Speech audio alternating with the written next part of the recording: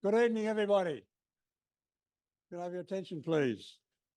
So, Peter Dornan, going to talk about Nicky Barr, an Australian ace. Now, I'll pass the microphone on to Peter.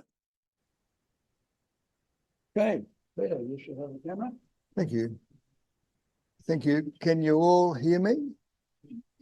Let me know if you can't. You're all in the same age group I am. Maybe you need hearing aids. Thank you. I have a couple of acknowledgements first. My cousin, Donnie Moffat, was a helicopter pilot in the Vietnam War. He came back and became, for 16 years, he was president of Light, and I can't think what the hell it was.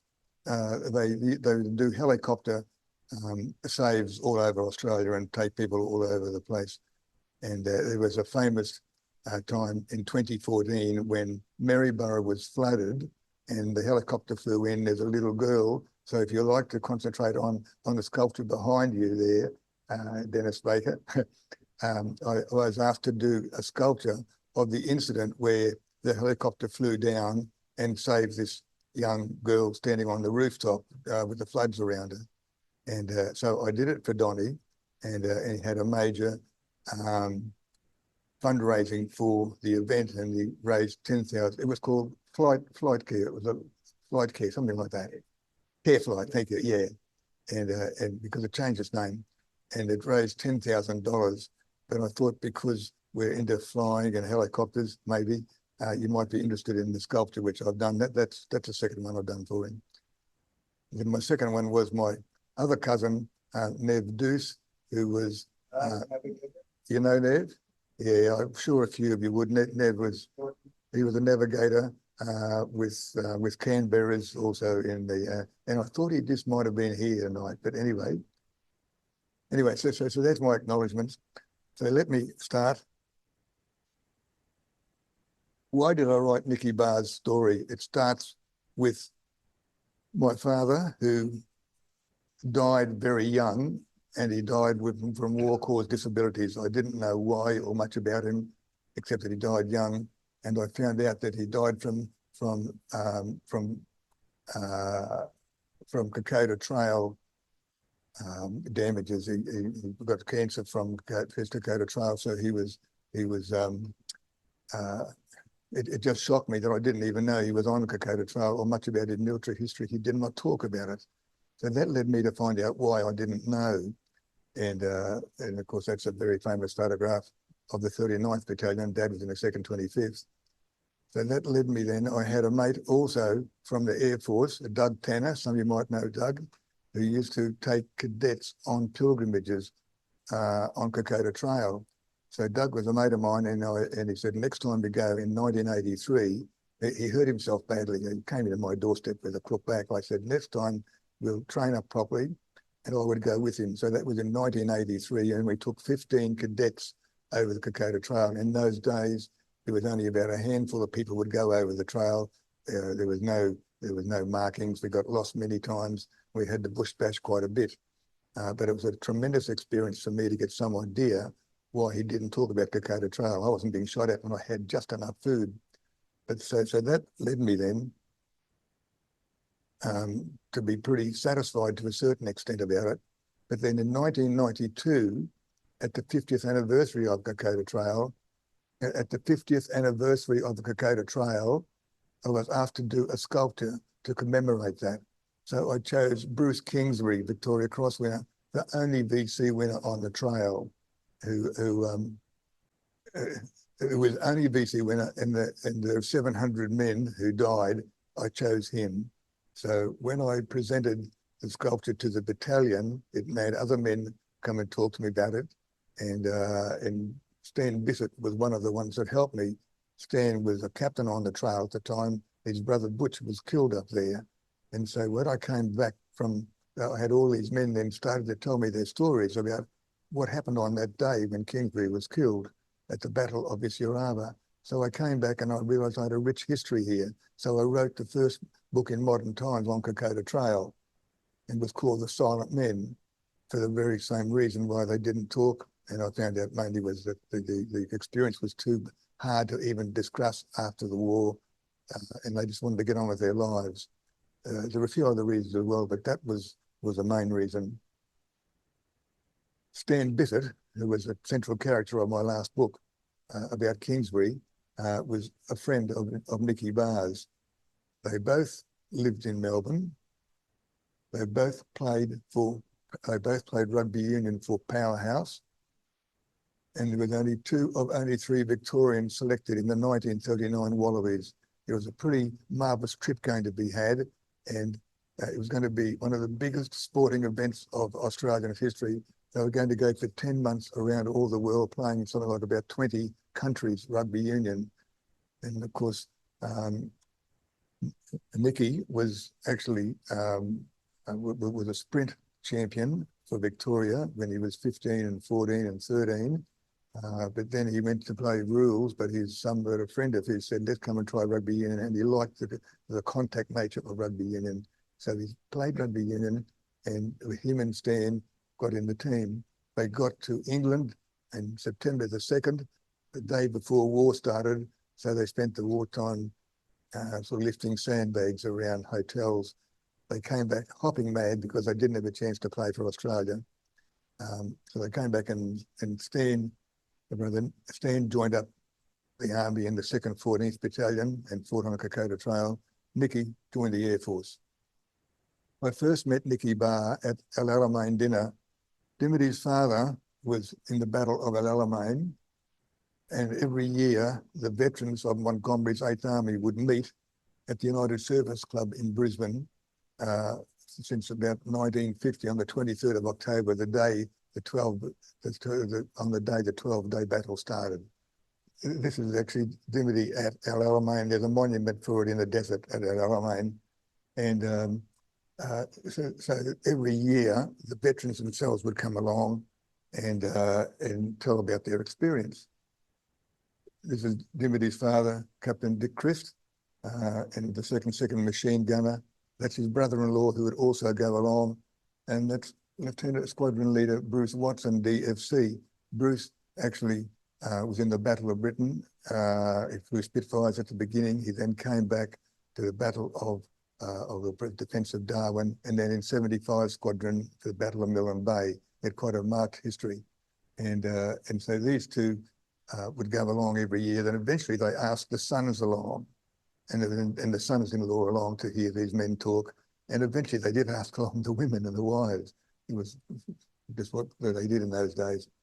This was Wing Commander Bruce Watson, and what's a bit important about him is that if you go to Biggin Hill, they've got his Spitfire and they've turned it into the ability to fly in the back of it.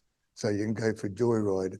And so and I found out it costs £3,000 to go for a half-an-hour flight, and they've got Bruce's markings on it. I've actually done a painting myself of Bruce's Spitfire with his markings on it for the family. So that's Bruce, and he is the second machine gunner in the desert. So I heard, so every year one man would talk about their experiences of what El Alamein meant to them. Nicky Barr gave a talk one year, and he only talked for 10 minutes, but his story was absolutely riveting. And so I went to him after and I said, have you got your story written down? I'd love to read more about it. He said, no, I didn't want to know about it. And then, so I held off for another, probably 5 or 6 years, and he gave another talk again then. And I said, are you ready to, has someone not told your story yet? He said, no, I've been approached by Paul Brickhill, who wrote Douglas Barter and other important authors. He said, I didn't want my story to be told.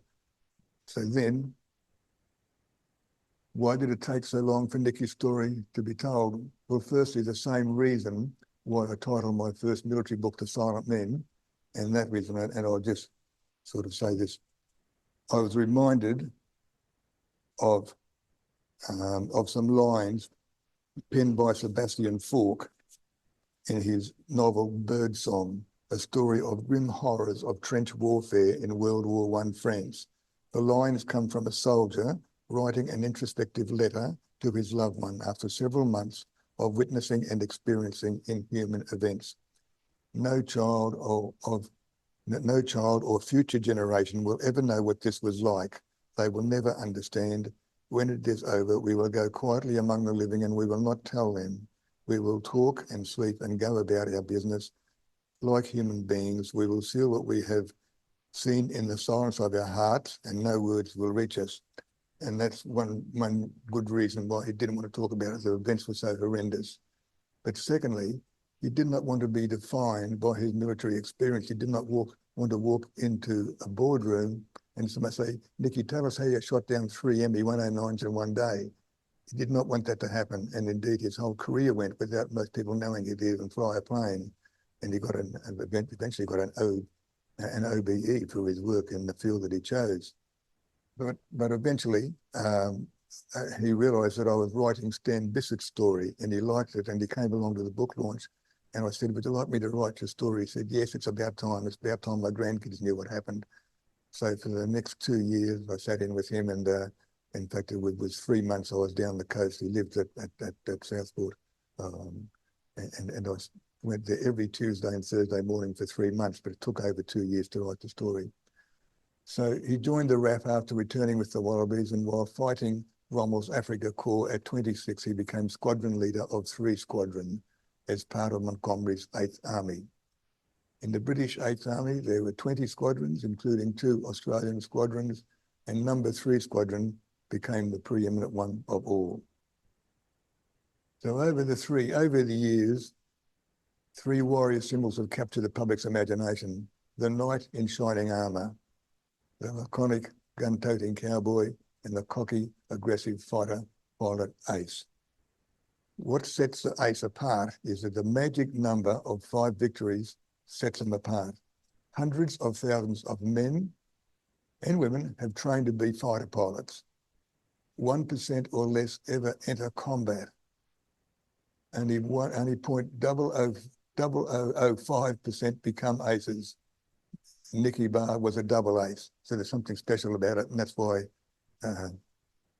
his story was so fantastic.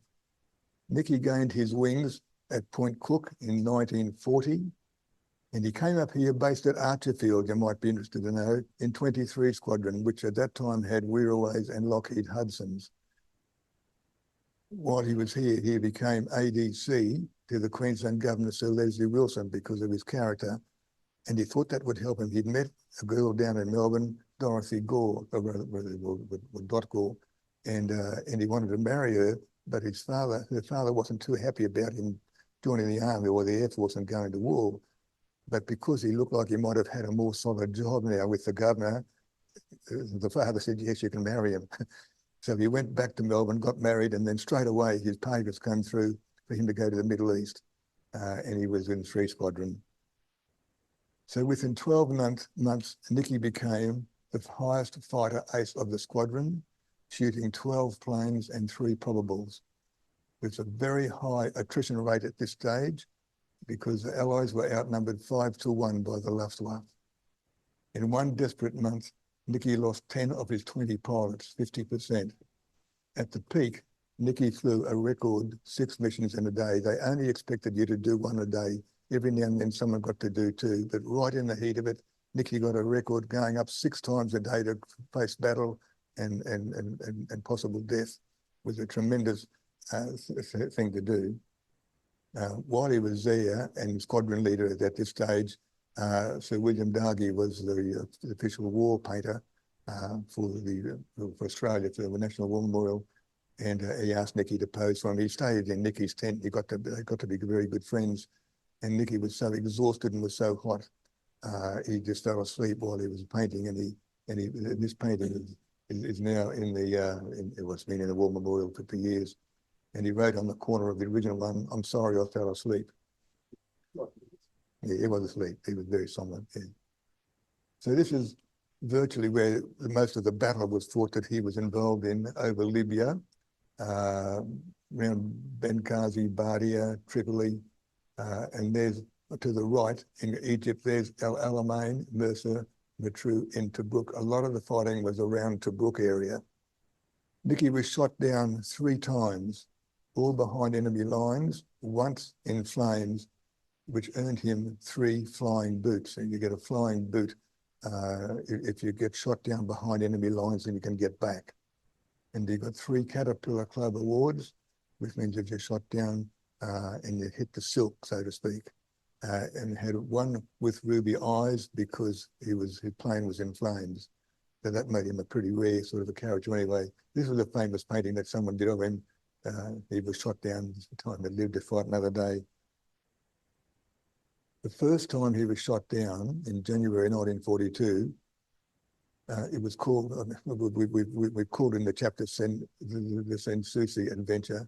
It's actually Sendusi. I made a mistake there. It's Sendusi. It's worth my while reading out a little bit about this, just because there's a preempting to it. And this was Nicky's advice about when I was talking. I said, what about fear? Are you ever scared up there? And he said, there is a limit to the usefulness of overcoming fear, that is to exist in a state of fearlessness. He realized it was probably healthy to possess a certain amount of fear. During my interviews with him, he related that at first he was often mesmerized by people who showed no fear. He appreciated this fearless style, did wondrous things for morale, and in a way encouraged leadership qualities in others. However, he learned to be critical of such individuals, as he could see they possessed a tendency towards a reckless attitude towards life, with the potential to unnecessarily endanger themselves as well as the rest of the squadron. In effect, he considered they lacked a sensitivity that was necessary for war and survival. He considered this fearlessness could be dangerous when allowed to dominate. Split-second reactions, so important in combat, were aided by the sensitivity born of fear. And that leads us to the story here. Squadron leader Buck Buchanan, who was flying Blenheim bombers, was such a man, and he was known to be reckless, and he was aided by Eva Curie. Now, she was a daughter of Madame Curie, but she was a war correspondent, and she was also so fearless and brave and a daredevil. And she wanted to fly with them over a bombing site. She wasn't allowed to at first, but eventually Buck Buchanan said, yes, you can fly with me in the front seat. So we spent a lot of time telling everybody what they're going to be doing, how the bombing run's going to be. There was 6 Blenheim bombers, and there was 2 squadrons of 3 squadron and 112 or 20 planes to protect them. And so they got going, and the site was ahead, and then Buchanan went down, went to drop his bombs. I got caught in the bomb hold, and so he went on, and then the other 5 bombers dropped theirs. But he then did what he was not supposed to do. He then turned around again. At this stage, the Messerschmitts were all over the place. They'd come in, and he wanted to drop his bombs to show off, which he did do. But in that time, the sky was ablaze with planes all over the place, Messerschmitts and Fiats, which are Italians. Straight away, Nicky got an Italian right in his sights and got an Italian Fiat G50 in his sights and ripped it right apart, and it went down in flames. A few minutes later, one of the ME-109s, the Messerschmitts, also flew right around his path, and he shot that down as well. In the meantime, one of his friends he saw was shot down. He thought it was shot down and went down and crash landed down below him. At that stage, he couldn't see any planes in the air, so he went down to try and save him because he was behind enemy lines. The idea was to stop and pick him up. But when he was coming into land, the chap had got out of his plane and pointing up behind him, and there was a Messerschmitt coming up behind him. So he just dropped straight down behind him and almost caught out. One of the things Nicky does, he was actually a hooker, and he had strong neck and extremely fit. And one of the things he could do was to dive in a hurry and cut off blood, rather sustain blood supply to his head, so he didn't back out when he get to 6 or 7 or 8 Gs. And so he had the advantage. He just went straight down under and up behind the Messerschmitt and shot that one down. So that was 2 Messerschmitts in the Fiat in one day. But he didn't see the other one. It was too late. The next one came and riddled him from behind. So he then crash landed.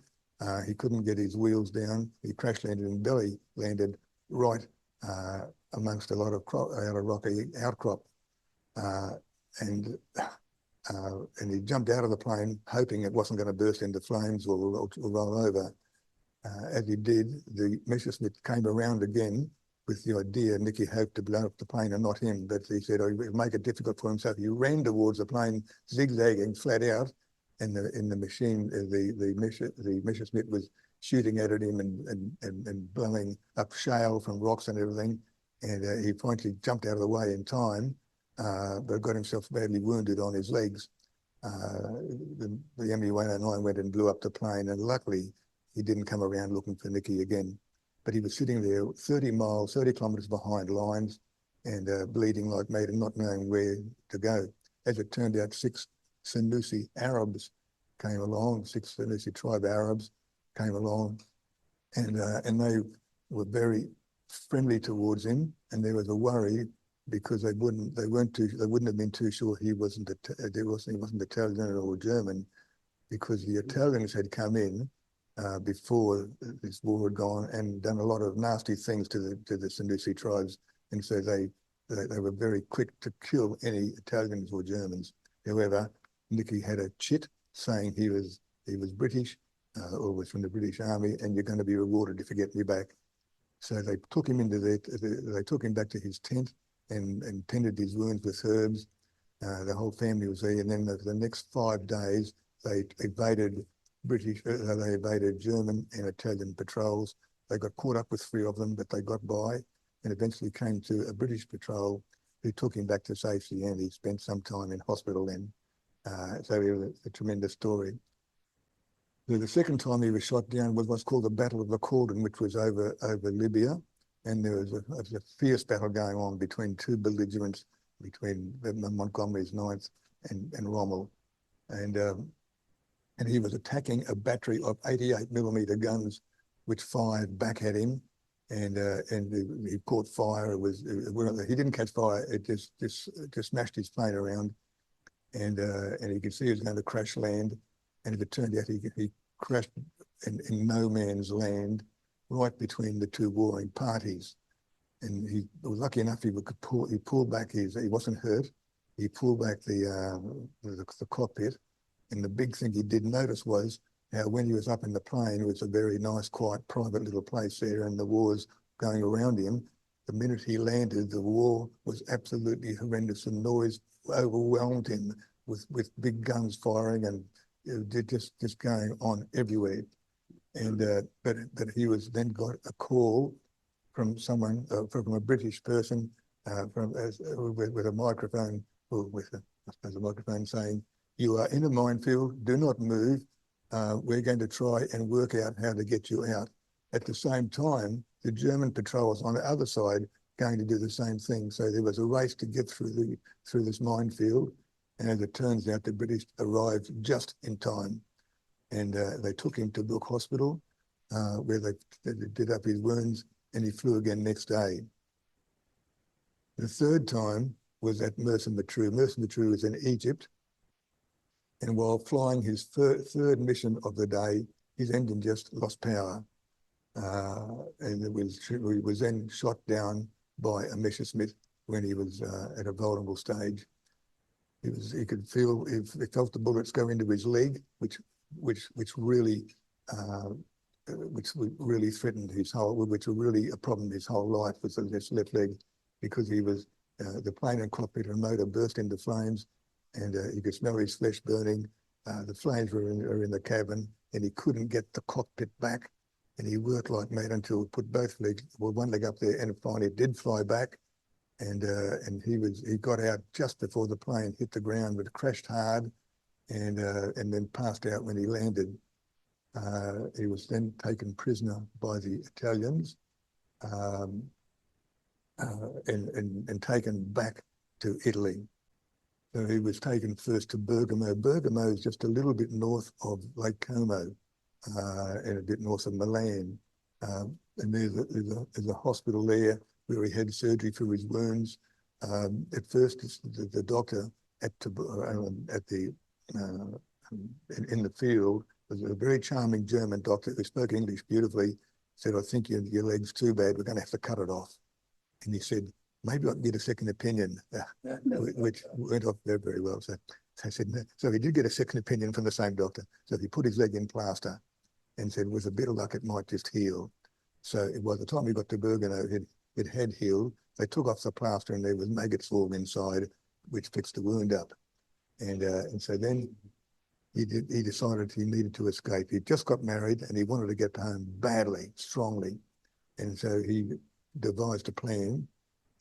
There was a foul-smelling sewer in the middle of the hospital, and he couldn't see what was down there. But he organised for the other men to prop his bed up with pillows, so it looked like he was okay, because they wouldn't come around till next morning.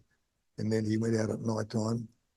He'd already undid some wire to allow himself into this building, and then found the sewer, and the sewer was about that big.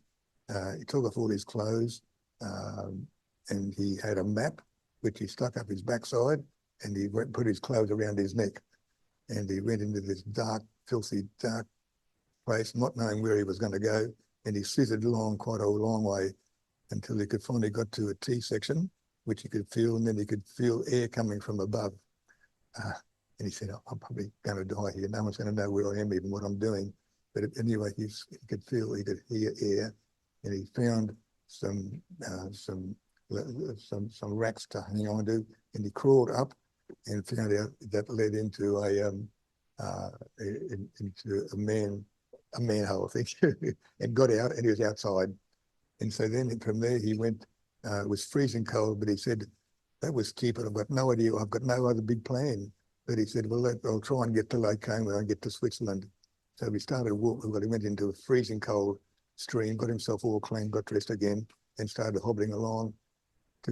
Almost got to the border of Lake Como. He could see the border ahead, but then he heard dogs barking, and it wasn't from the prison. It was actually customs office, because people were taking goods, they're taking arts out of Italy. Yeah, and so they thought he was, for a start, was a thief. But then there was only one man at the beginning, and so he got a rock and hit him, and then was just about to go. Then other men came in there with their dogs, and finally caught him, and the dogs bit him, and they dotted him into submission. So they took him back again to another hospital. This time it's to Garvey. Well, it wasn't to Garvey, it was to Milan Hospital. But because the impression was that he'd killed this man, he was given a court case, and he said, you'll be executed for sure. As it turns out, when they had the court case, before then, someone knew of a lawyer from the Red Cross from Switzerland, who was, of course, neutral, and he came and said, let me appear in court for you to maybe help you. So the court case started, but with all the drama that you could possibly imagine, but this man he couldn't see this man, and so the case was very bad against him. So you've killed this chap. The price of that is execution. But just before they were able to say that, the man was in fact in the back of the room with all the drama you can imagine, and said, this is most unfair, unright. I have just been talking to the man who you're supposed to have killed. He's alive. He's only been knocked out, and he's alive back in one of the towns where he'd been visiting. And it said, you should give this man respect. He's tried to escape. He'd do what you would try and do. So the whole scene turned around in 2 seconds, and he became the hero. They all clapped him, and he didn't die, but he had to go into solitude. His 90 days solitary confinement, which wasn't allowed by the Geneva Convention, but they said, yes, you'll go in there, but you'll get 30 days, and just a little cell by yourself, no one to talk to, and then you'll have 1 hour after 30 days, and you'll walk around in confinement, and they'll do it again for the next 30 days. And as it turns out, he was put in there in Garvey. It was prison camp number 5 north of Genoa.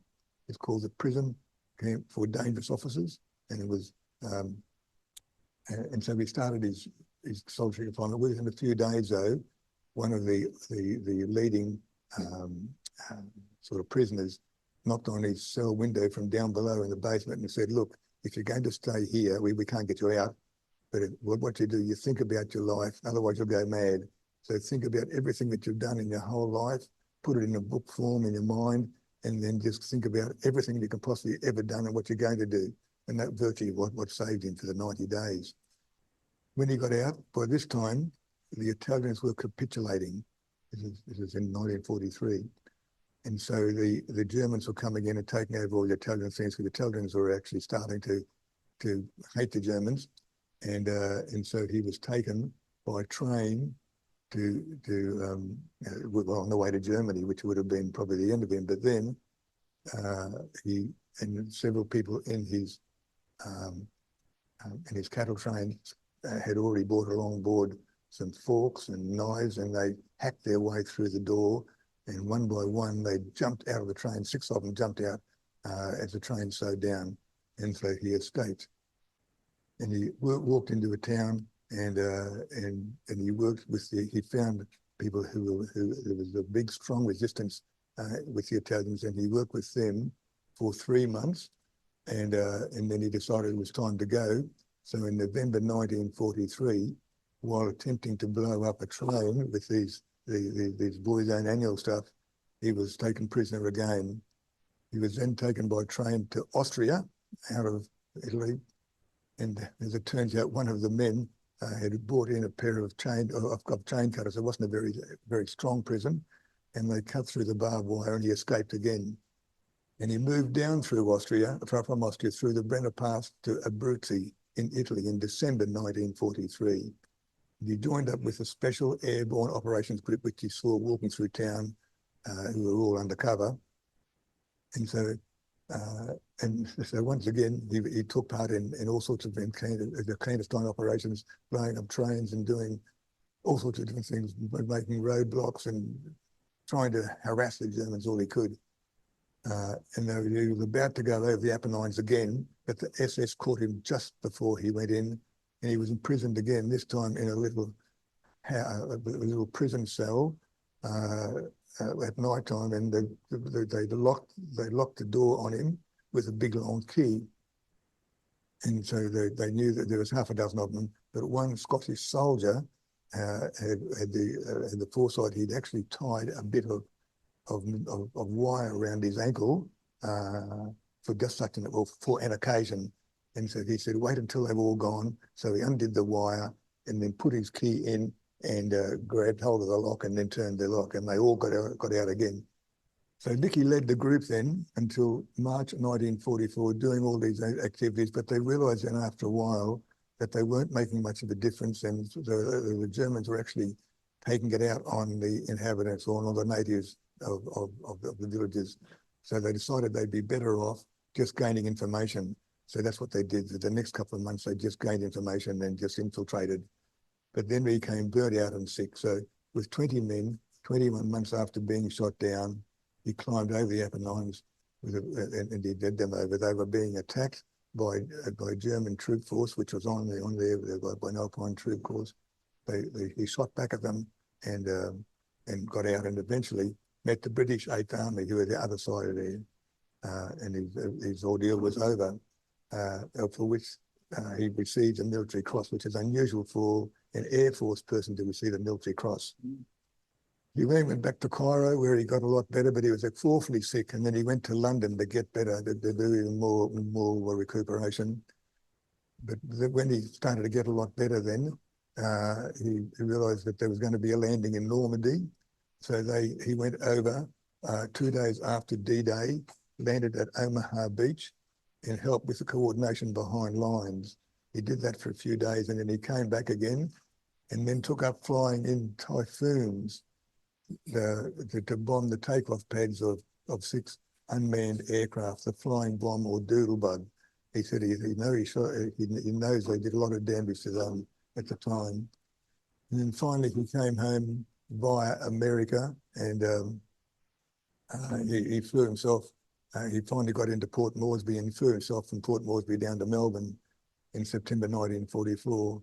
In that time, he flew another 108 missions from UK and back to Australia, flying Spitfires, Typhoons, Hurricanes and Kitty Hawks, surely a most full life.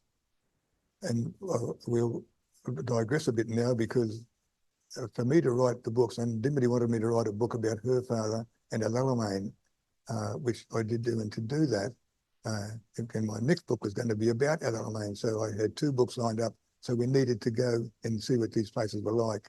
So we went. Libya had just finished their nasty. Libya had just finished their nasty 10-year civil war, and they'd opened it up just for 1 week for tourists to come in. And so we got that week. As it turns out, it was Dimity's 60th birthday, and she'd planned to go to Paris, as you do. And so I said, what are we going to do? We're going to go to Paris, or we're going to go to Libya to write your father's story. So we chose Libya. And so this is a Tripoli, which is a beautiful place, absolutely beautiful at this stage. It's not beautiful anymore. It's in the middle of another civil war. We went to Leptis Magna.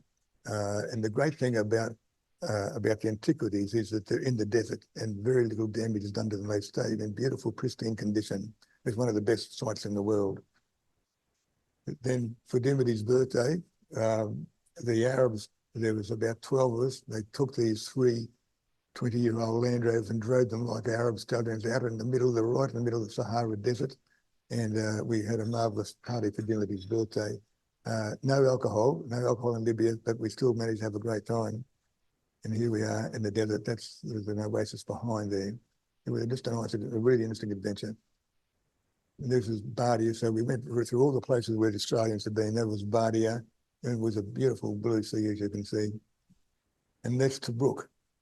I wanted to go to Tobruk most deliberately because my next book was about Tobruk and El Alamein. And that's the area where Australians were with the red line. And so we actually went there. This is my book. The third book was about the 2nd 48th Battalion, which was the most decorated battalion in Australia's history. They got 3 Victoria Crosses at El Alamein, but they were in Tobruk first. And I got the story through a chap who recommended, he was on site, recommended 2 of the VCs and got a DSC himself. This is the Tobruk headquarters of the 2nd 48th. There was nothing else there. The whole place was just bare, and there was the only one tree there at the time. It is still the only one tree there. Their headquarters was underneath that tree, and it was the most depressing place I've been to in my whole life. These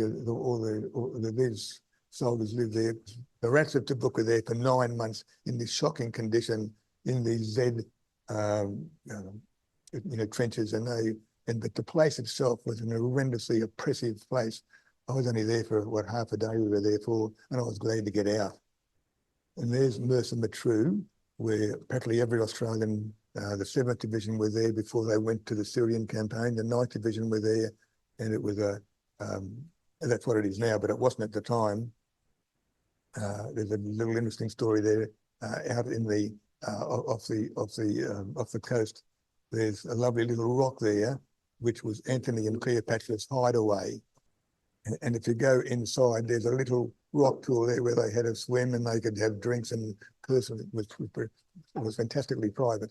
It was a nice place to go.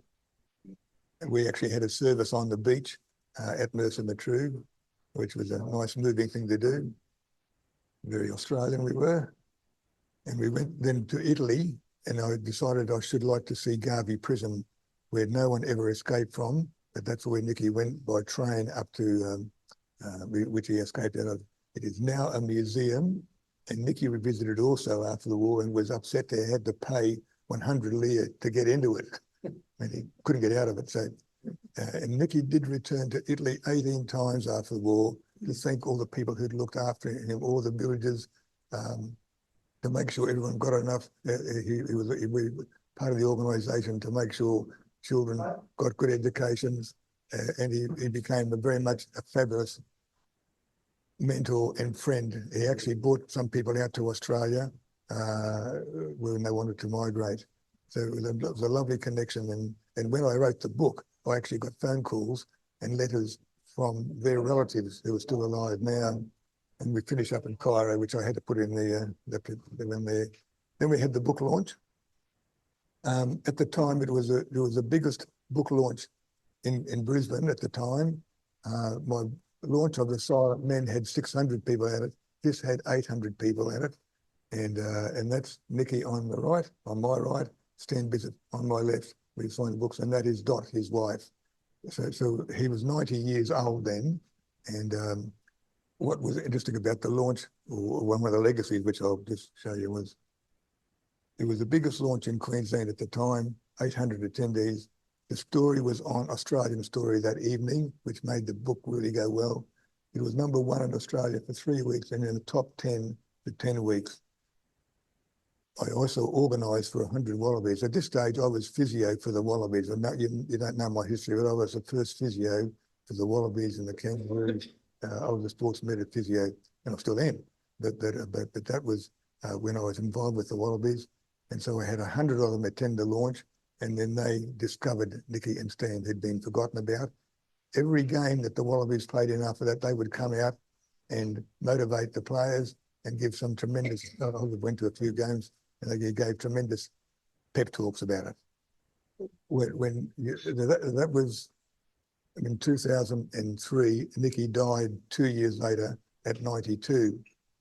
And one of the great respectful things was he was died down the Gold Coast where he was.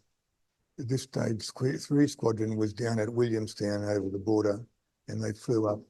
I should imagine it would have been a Hornet, but I don't really know what, it was 2003, whatever planes they had then, flew up over the Gold Coast and did a salute for him and continued on. It was a very moving thing to do. So just to finish off, this is my next book, which is called The Last Man Standing. That's the Battle of Alamein, that includes Tobruk and diving stations. This was my 4th military book, and it was about an Australian who sunk the most number of enemy ships in the Second World War. He sunk 28 ships in the Mediterranean, 20 by torpedo and 8 by machine gun. He was sunk himself twice, torpedoed himself twice, got out both times, and he had a tremendous story also. He was living right over here at Iraq, at what's it called now? At Aveo Lodge, next to my mother. But I didn't meet him through my mother. Every time I wrote an interesting book, someone said, "This guy's got a great story." And so I heard it 3 times over the years, but I didn't want to write about the Navy. I knew nothing about the Navy. Having said that, I knew nothing about the Air Force or the Army. But still, there's such a riveting story. I spent 3 years with George, and finally at 94, he had his book launch, and he died 6 months later at 95. So that really is my finish. Anybody have any questions I'd like to put to Peter? All right. Peter, post-war, Nicky was an accountant, wasn't it? Yes, he was. Yeah. And the first job he did, well, actually, he didn't have a job. He went straight up to New Guinea with Bobby Gibbs, who was the other squadron leader on and off. And they started up an air services up there, and it went very well.